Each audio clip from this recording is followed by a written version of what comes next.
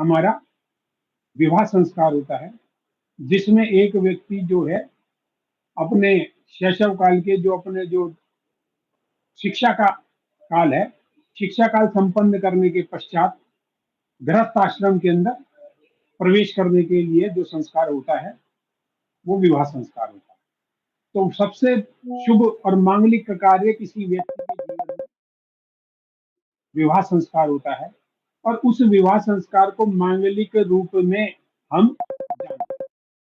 तो जहां विवाह संस्कार में अड़चन आती है या विवाह के किसी व्यक्ति के विवाह करने में अड़चन आती है, उस अड़चन को हम मांगलिक दोष के नाम से जानते हैं। अब वो अड़चन क्या है कि एक व्यक्ति की जन्म पत्री के हिसाब से, ज्योतिष के अनुसार हम जन्म पत्री के अनुसार देखते हैं कि किसी व्यक्ति का विवाह संस्कार हम सप्तम भाव से देखते हैं। तो सप्तम भाव हमारा विवाह का भाव है, और लगन हमारा शरीर है, हमारा अपना भाव है। तो एक व्यक्ति का अपना भाव से सप्तम भाव उसकी पत्नी के लिए, कोई अगर वे लड़का है तो उसके लिए उसकी पत्नी का, और कोई लड़की है तो उसके लिए वधु है तो उसके लिए उसके पति का घर होता है सप्तम भाव। तो उस सप्तम भाव पर किस किस ग्रह की दृष्टि है, कौन कौन ग्रह वहां पे स्थित है, उसके आधार पे हम विवाह के जानकारी को प्राप्त करते हैं। अब किसी व्यक्ति का विवाह में कहां कहां पे अटकन आ सकती है, उसके लिए हमें ये देखना पड़ता है कि लोग क्या करते हैं, ग्रह मिलान करते हैं। ग्रह मिलान करें, 36 गुण में से अगर तुम्हारे 18 गुण से ऊपर मिल रहे हैं तो व्यक्ति कहता है कि वो बढ़िया सा शादी होगी, और उसके बाद देख लेता कि वे मंगल के किसी के घर में पहले में, पांच, सातवें, चौथे में, सातवें में, आठवें में और 12वें घर में यदि मंगल की स्थिति होती है, तो ऐसे में व्यक्ति जो कहता है कि भाई ये मांगलिक दोष हो गया। ठीक है ना। तो मैं आपको ये बता दे, थोड़ा सा बोर्ड पे समझाने की कोशिश करता हूं। एक ये जन्म पत्री हम बना लेते हैं, किसी भी व्यक्ति की जन्म पत्री मान के चले हम इसको।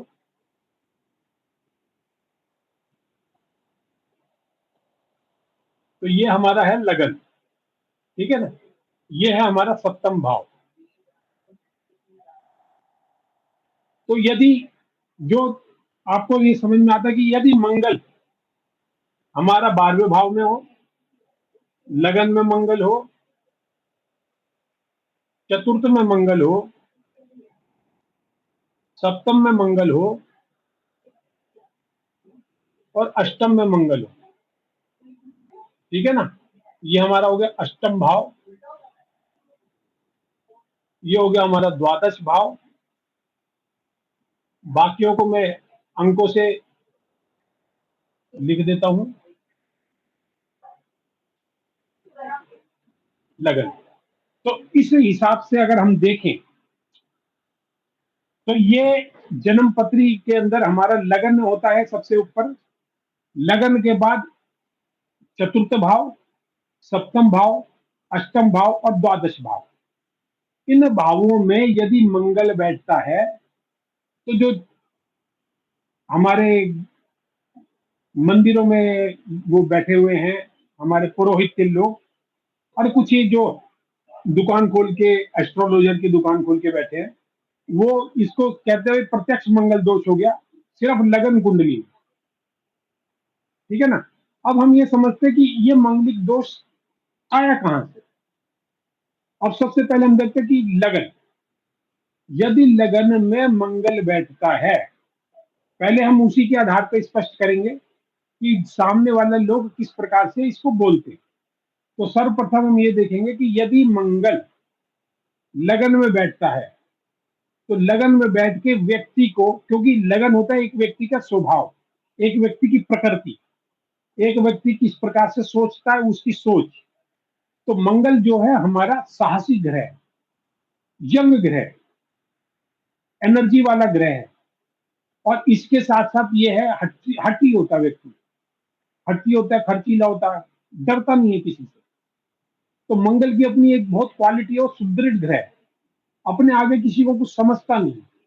तो ऐसे में क्या होता है, मंगल अगर किसी के लगन में बैठ जाता है तो ऐसा व्यक्ति प्राउडी होता है, हठी होता है, अपने आगे किसी को कुछ समझता नहीं है।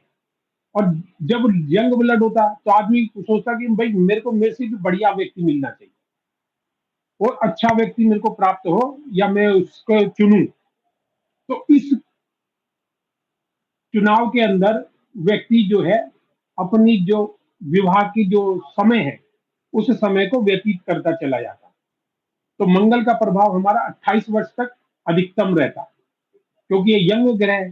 तो 28 वर्ष तक व्यक्ति का जो यंग जो अग्नि प्रज्वलित होती है खून में, कहते हैं ना ये यंग ब्लड है, खून में अग्नि है। तो व्यक्ति अपनी अग्नि के आधार पर सामने वाले को रिजेक्ट करता चला जाता है।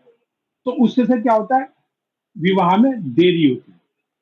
तो जहां मांगलिक कार्य हमारा 20-21 साल में 22 साल में होना था, वो मांगलिक कार्य हमारा जाके 27 साल में 28 साल में होता है। या यदि जल्दी हो जाता है तो आपस में लड़ाई झगड़े हो जाते हैं। ठीक है ना। तो व्यक्ति का जो शरीर है, व्यक्ति का जो अपना आत्मिक वो है, वो अपने आगे किसी दूसरे को कुछ वैल्यू नहीं देगा। तो ऐसे में कहाँ तारतम्यता बनेगी। हम कहते हैं ना कि जो विवाह है वो दो चक्कों पे चलने वाला वो है। कोई एक चक्का ऊपर या कोई एक नीचे होगा तो वो अच्छे से चल नहीं पाएगा, कहीं ना कहीं उसके अंदर विकृति आ जाएगी। तो इसीलिए दोनों लोगों का पलड़ा भारी एक जैसा होना चाहिए, समान होगा तो आराम से चलेगा। तो यदि एक व्यक्ति दूसरे को कुछ नहीं समझेगा तो भाई वो विवाह का जो ये आपसी संबंध है वो कैसे अच्छा जा सकता है।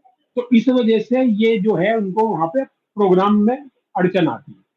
तो इस अड़चन की वजह से जो है आदमी ये सोचता कि भाई ये तो गड़बड़ है ना। तो इस आधार पे हम जो है इसका इवेल्युएशन करते हैं। दूसरा आता है हमारा चतुर्थ घर। तो चतुर्थ घर क्या होता है। तो चतुर्थ घर से हम ये समझ सकते हैं, आप ये समझिए कि हमारा चतुर्थ घर, जो हमारा चतुर्थ घर है वो होता है हमारे सुख का, हमारे मकान का, गाड़ी घोड़ा, मकान का, गाड़ी घोड़े का, माता का और सुख का। तो यदि किसी व्यक्ति की विवाह होता है तो सामने वाला पक्ष ये चाहता है कि सामने वाले का मकान हो, वहाँ सारी सुख सुविधाएं हो, गाड़ी घोड़ा हो, और मकान में रह के आनंद आए।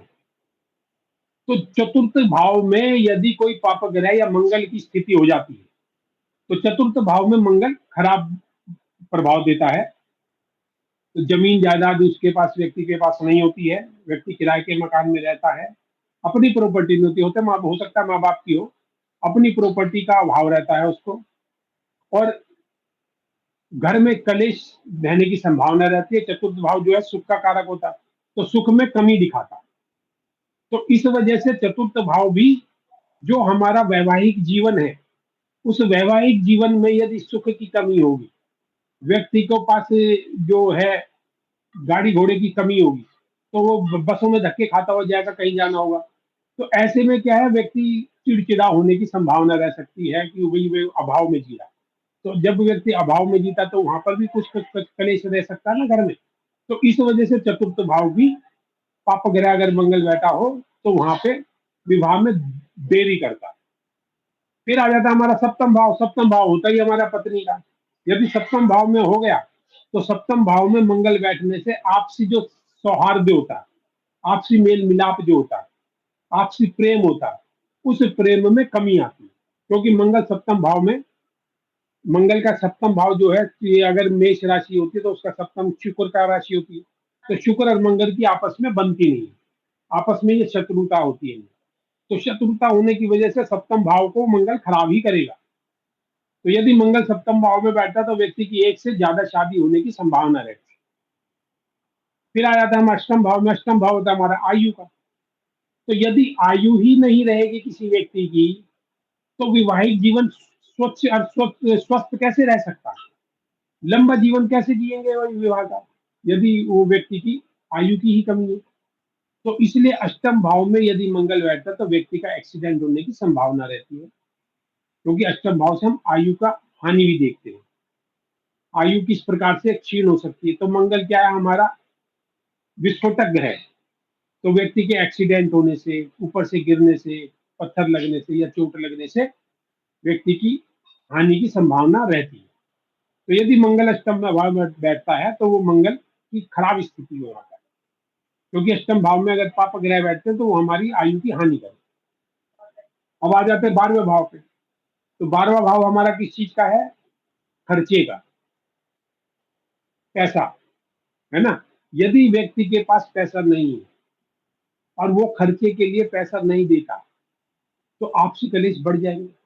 भैया एक व्यक्ति को खाने के लिए, या आप ये समझो कि अगर हमारे को आज की डेट में, आज के समय में अगर हमारे पास गाड़ी है, घर है, ठीक है ना, तो घर है तो बिजली का खर्चा होगा, 2-3 हजार रुपये बिजली का खर्चा। गाड़ी है तो 2-3 हजार रुपये गाड़ी का खर्चा, आने में किसी का ज्यादा दूर है तो 7-8 हजार रुपये खर्चा हो जाता है। तो भाई अगर वो खर्चा, किसी कोई व्यक्ति कमाई 20 हजार रुपये, तो 20 हजार में उसके बच्चों का भी खर्चा चलना, उसके घर का खाने पीने का भी चलना, गाड़ी का भी देगा, बिजली का भी देगा, पानी का भी देगा। तो जब खर्चा ज्यादा हो और इनकम हो ना, तो यदि 12वां भाव खराब है तो व्यक्ति का खर्चा ज्यादा होता है, व्यसन में खर्चा होता है। हो सकता है व्यक्ति को खाने पीने की आदत हो, पीने की, तो पीने की आदत होगी, और किसी चीज की आदत होगी, कोई गलत आदत होगी, तो उसके अंदर पैसा व्यय होता जाएगा। तो उसमें अगर पैसा व्यय कर देगा तो घर के खर्चों में पैसा कैसे व्यय करेगा?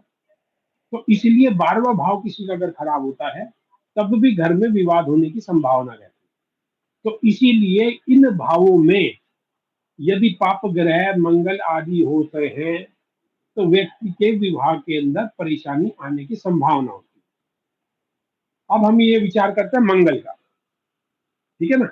मंगल की दृष्टि चतुर्थ भाव पे, सप्तम भाव पे और अष्टम भाव पे पड़ती है। तो यदि लगन मंगल मंगल लगन में बैठा है तो चतुर्थ भाव को भी देखेगा, सप्तम भाव को भी देखेगा, अष्टम भाव को भी देखेगा। और मंगल जो होता है क्रूर दृष्टि होती है। क्रूर का मतलब, अब ये मंगल चौथी, मंगल की स्पेशल दृष्टि होती है चौथी रात में। तो चौथा होता है हमारा घर। अब मंगल जो है हमारा सेनापति का कारक है, रक्षा का। तो मंगल का काम होता है रक्षा करना, तो घर की रक्षा करता है। जैसे देश की रक्षा करने वाला सैनिक होता है, तो देश हमारा घर है, घर की रक्षा करने वाला सैनिक। और अष्टम भाव आयु की रक्षा करने वाला। यदि हमारे देश पे कोई आक्रमण करेगा तो गोली लगेगी तो हम भी तो मर जाएंगे ना। तो हमारी रक्षा करना और उसकी रक्षा करने का जो जिम्मा है सेना पे, पुलिस पे, तो वो मंगल का कारक है। तो इसलिए मंगल को 2 एक्स्ट्रा दृष्टि मिली है। सप्तम दृष्टि हर एक की होती है, पत्नी की। तो मंगल जो है चतुर्थ सप्तम और अष्टम दृष्टि आती है। तो अब आपने देखा होगा कि अगर पुलिस को लॉ एंड और ऑर्डर को संभालना है तो वो क्या करता है? बल का प्रयोग करता है। तो जहां बल का प्रयोग होगा वहां विवाद होता है। तो इसलिए मंगल यदि चतुर्थ भाव में दृष्टि डालता है, अष्टम भाव पे दृष्टि डालता है, तो बल का प्रयोग करेगा।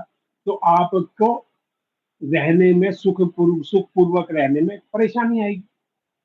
तो इसलिए मंगल की जो चतुर्थ दृष्टि, सप्तम दृष्टि, अष्टम दृष्टि वो खराब हुई। तो इस प्रकार से उसने अपने लगन में बैठ के भी 3 घर और को देखते हुए अपने वो घर खराब कर लिए। चतुर्थ भाव में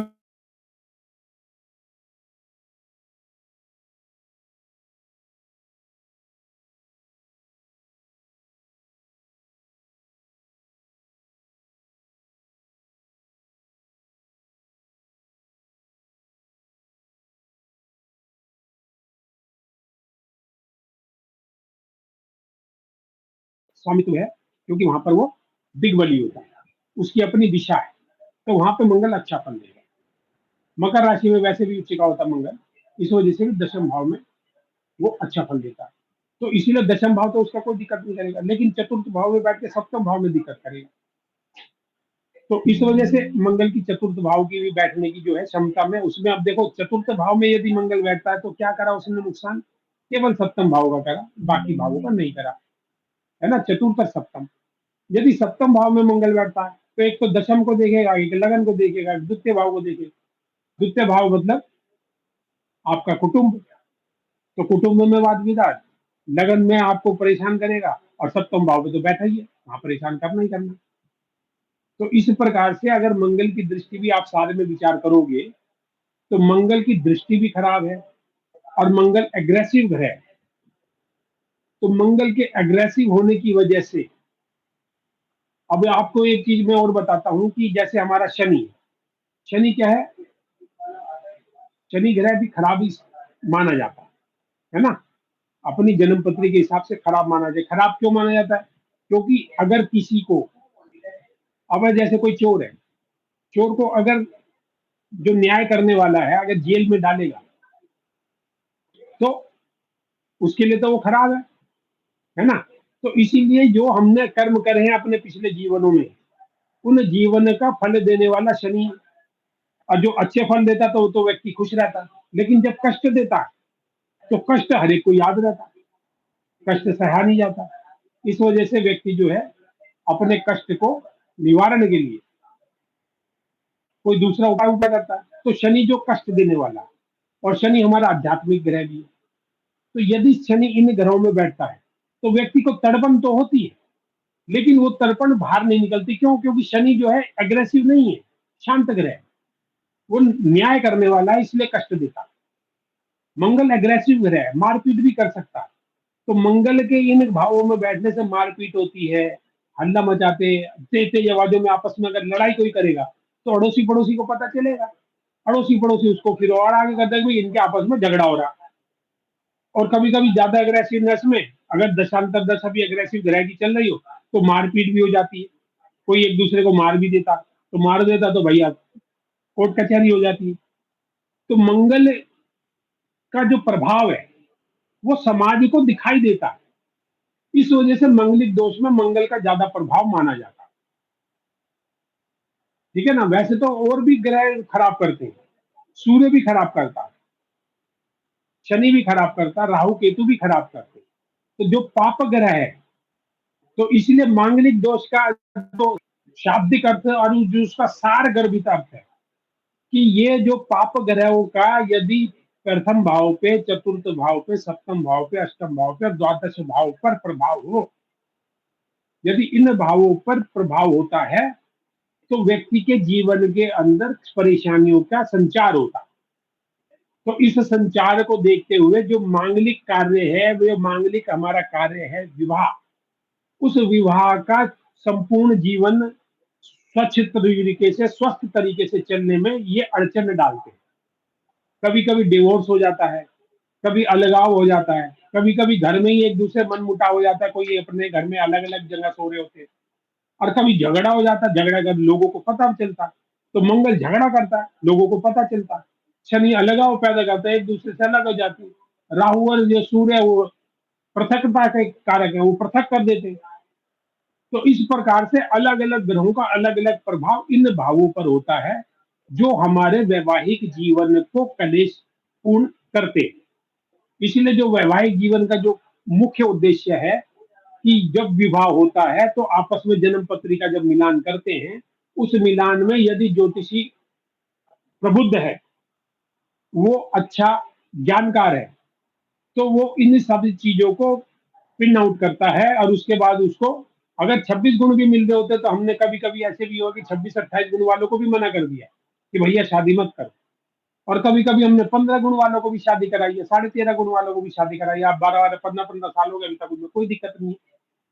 तो कहने का मतलब क्या है कि गुण मिलान अच्छी चीज है। गुण मिलान से क्या होता है, एक दूसरे के स्वभाव का, एक दूसरे के कारकत्व का, एक दूसरे के प्रतिष्ठा का आपस में मिलान होता है। और 36 के 36 गुण किसी के मिलते नहीं, कहीं ना कहीं कुछ ना कुछ कमी रहती है। तो वो जीवन में जो छोटे मोटे नोक झोंक रहती है वो तो रहती है, लेकिन अगर हम जन्म पत्री का विचार करें ढंग से तो इन भावों का भी हमने विचार करना है। इसके अलावा हम दो चीजों का और विचार करते हैं। एक तो व्यक्ति की खर्चे करने की क्षमता, यदि आपस में किसी का विवाह कराया जाता है तो कम से कम खर्चा करने की क्षमता भी तो देखेगा ना आदमी। भाई विवाह के बाद क्या वे व्यक्ति को अपना घर चलाने के लिए जिस जिस चीज की आवश्यकता होती है वो चीज वो कमा सकने के लायक है या नहीं। तो उसकी कमाई का साधन, मतलब उसका कर्म देखा जाता है किस कर्म क्षेत्र का होता है, और वो उसके क्या आगे वो है कि वो बढ़ोतरी के ऊपर है या बढ़ोतरी के ऊपर नहीं है। दूसरा हम देखते हैं संतान पक्ष, क्योंकि विवाह का मुख्य उद्देश्य क्या होता है, संतान प्राप्ति। तो विवाह के बाद जो है अगर हमारा आगे वंश न चले, वंश चलना तो अलग बात है। एक होता है कि हर व्यक्ति के ऊपर ऋण होते हैं। तो जो पितृ ऋण होता है वो संतान प्राप्ति के बाद ही वो मुक्त होता है व्यक्ति। एक गुरु ऋण होता है जो हम शिक्षा प्राप्त कर रहे हैं दूसरों को शिक्षा को देना, ठीक है ना? तो वो हमारा गुरु ऋण को मुक्त करता है। तो पितृ ऋण होता है, गुरु ऋण होता है, भूत ऋण होता है, कई सारे ऋण जो 5 ऋण होते हैं उन ऋण को ऋण होने के लिए पुत्र प्राप्ति की उद्देश्य से विवाह का संपन्नता होती है। हमारे पहले जन्मों में जो मतलब हमारे पूर्वज जो थे वो बहुत आध्यात्मिक रूप से ये सारी चीजें करते थे। और आपको ये भी बता दें जो संस्कार हैं हमारे 3 संस्कार तो बच्चा होने से पहले हो जाते हैं। तो मतलब जो हम गर्भाधान संस्कार करते हैं जो आपस में एक दूसरे के साथ हमारा संयुति होती है, उस संयुति के लिए भी पहले हम वो करते थे, क्या कहते हैं उसको, मुहूर्त का निकालते थे जिसको हम कहते हैं गर्भाधान मुहूर्त। उसके बाद गर्भाधान होने के बाद पुंसवन संस्कार किया जाता था कि जो हमारी संतति हो वो पुष्ट हो। जरूरी नहीं है कि संतान पुत्र संतान हो। पुण्य संतति इसलिए कहते थे कि पुण्य का मतलब होता है स्वस्थ, स्वस्थ और सुंदर संतान हो, उसके लिए उसके वो संस्कार किया जाता था। और उसके बाद फिर सीमंतोन्नयन संस्कार किया जाता था क्योंकि जब उस टाइम पे जब व्यक्ति को छटपटाहट होती है, अंदर जो जीव जो उत्पन्न होता है उसको अंदर कुछ खाने की इच्छा होती है, दूसरी इच्छा होती है, तो उस इच्छा से व्यक्ति की इरिटेशन बढ़ती है। तो उस इरिटेशन को खत्म करने के लिए कि भाई हम सब तुम्हारे साथ हैं, तुम अकेले कष्ट को भोग रहे हो, उसके साथ साथ हम सब हैं। तो ये सारी चीजें हमारे संस्कारों में निहित थी और उसी के आधार पर बड़ी सोच समझ के हमारी विवाह की कुंडली मिलान की जाती थी। आज की डेट में जो है कि भाई थोड़ा खाना पूर्ति सी करते हैं। तो यदि आप अच्छे से करोगे तो आपका विवाह जिससे भी होगा उसके हिसाब से आप जो है गमन अच्छे से कर पाओगे। मेरे ख्याल से मैंने आज की डेट में ये आपको छोटा मोटा बता दिया है। अब इसका अगला जो वो होगा हम नेक्स्ट क्लास में लेंगे। अगर आपका कोई प्रश्न हो किसी भी प्रकार का तो आप मुझे प्रश्न पूछ सकते हैं कि हमारे पास 4-5 मिनट का समय है। तो आप प्रश्न कोई भी पूछेंगे तो उसका हम उत्तर देने में खुशी प्राप्त होगी हमारे को। अमित जी किसी का अगर प्रश्न हो तो बताइएगा।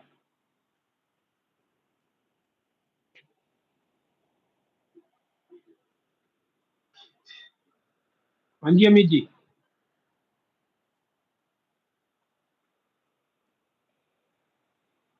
आवाज नहीं आ रही है आपकी।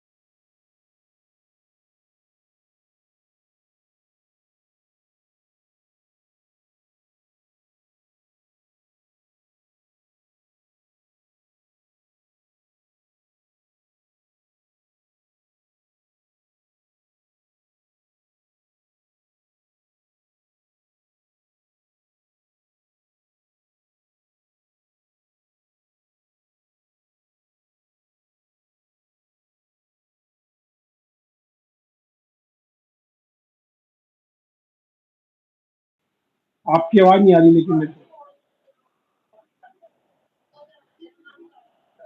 ये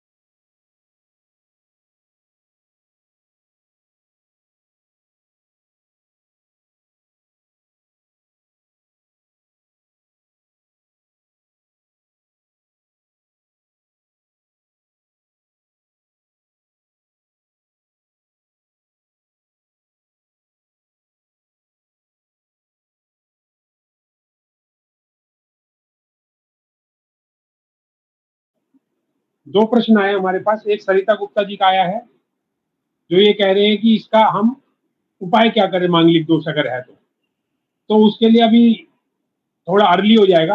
अभी पहले हम पूरा मांगलिक दोष के बारे में समझते हैं। अगली हमारी क्लासों में, हमने कहा ना 3-4 क्लासें हम इसके ऊपर करेंगे, तो लास्ट जो हमारी क्लास है उसके अंदर हम उसका मांगलिक दोष का परिहार और उसके उपाय के बारे में पूर्ण रूप से चर्चा करेंगे। वो आधे घंटे का सेशन हमारा पूरा उसी के ऊपर होगा, उसी पर आधारित होगा। एक और प्रश्न आया है किसी आचार्य जी का कि यदि मेरी जन्म पत्री नहीं है तो उस जन्म पत्री का हम किस प्रकार से बनाने के लिए मतलब वो हमको कैसे पता चलेगा। तो उसका मित्र एक उपाय है कि एक तो होती है कि हमारी हम जन्म पत्री को इवेल्युएशन करके बनाते, जैसे आपका उम्र है, जो उम्र आपकी है उस उम्र के आधार पे महीना आपको यदि पता है, या कभी किसी को ये पता रहता भाई मेरा जो है बुधवार को जन्म हुआ था और मैं जो है अभी इतने साल का हूँ, तो उसका ईयर पता चल गया हमारे को, वो पता चल गया। फिर हम उसका मंथ वगैरह देखते हैं कि भाई मंथ किस हिसाब से है, तो इसको कहते हैं हम, इस प्रकार की कुंडली हमारी नष्ट जातक के नाम से जानी जाती है। तो उसके बारे में भी कभी आगे कभी चर्चा चलेगी, तो उसके ऊपर भी हम एक प्रोग्राम बना देंगे। एक इसका एक और विकल्प है कि जो आपका प्रश्न है, आपकी जो जिज्ञासा हो, कभी किसी ज्योतिषी से आप प्रश्न कर सकते हैं कि भाई मेरे को ये प्रश्न है, तो उस समय पे हम उसकी प्रश्न कुंडली बनाते हैं और उस प्रश्न कुंडली से उसके बारे में सारी चीजों का हम विचार करते हैं। क्योंकि आपको ये पता होगा कि जो गोचर है, हमारे गोचर का मतलब जितने भी चांद तारे और जो हमारे ग्रह हैं वो हमेशा हमारे चारों तरफ विद्यमान रहते हैं। तो उनकी जो हमारे ऊपर एस्पेक्ट पड़ती है, उस एक्सपेक्ट के आधार पे ही एक व्यक्ति जब परेशान होता है, परेशान होने के बाद जरूरी नहीं कि सारे व्यक्ति परेशान होकर ज्योतिषी के पास जाते हैं, लेकिन कुछ लोग जो है परेशान होने के बाद ज्योतिष को कॉल करते हैं कि भैया मैं इस वजह से परेशान हूँ। तो उस समय का जो प्रश्न होता है, क्यों आपका नेचुरल प्रश्न है, ठीक है ना, तो जब नेचुरल व्यक्ति परेशान हो, उसका नेचुरल प्रश्न होता है, तो वो ग्रह अपने आप उसको ज्योतिषी के पास भेजते हैं। तो और उस समय की जो जन्म पत्री बनती है, जिसको हम प्रश्न कुंडली कहते हैं, वो आपको बिल्कुल सटीक उसका उत्तर प्रदान करती है। तो इसलिए मित्र ये अलग विषय है हमारा, अभी तो खैर इस विषय चल रहा है। तो जब भी कभी भविष्य में हो सकता है मेरे द्वारा, या हो सकता कि अमित जी किसी और दूसरे ये ज्योतिषी के द्वारा इस प्रकार की कोई कोर्स जो बनाएंगे, तो उसमें उस चीज की चर्चा हम करेंगे। धन्यवाद जी आपका। और कोई प्रश्न हो तो अमित जी।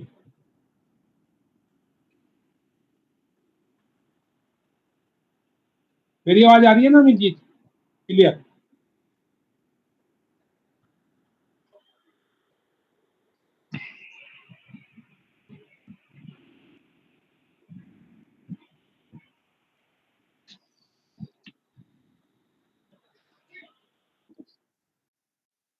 ठीक ठीक, अब आपकी भी आ गई, आपकी भी आ गई।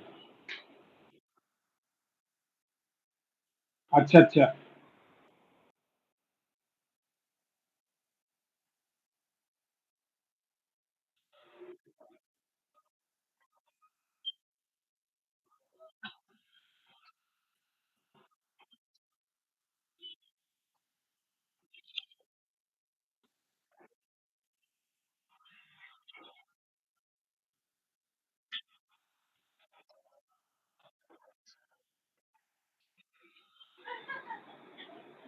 नमस्कार जी, प्रणाम सर।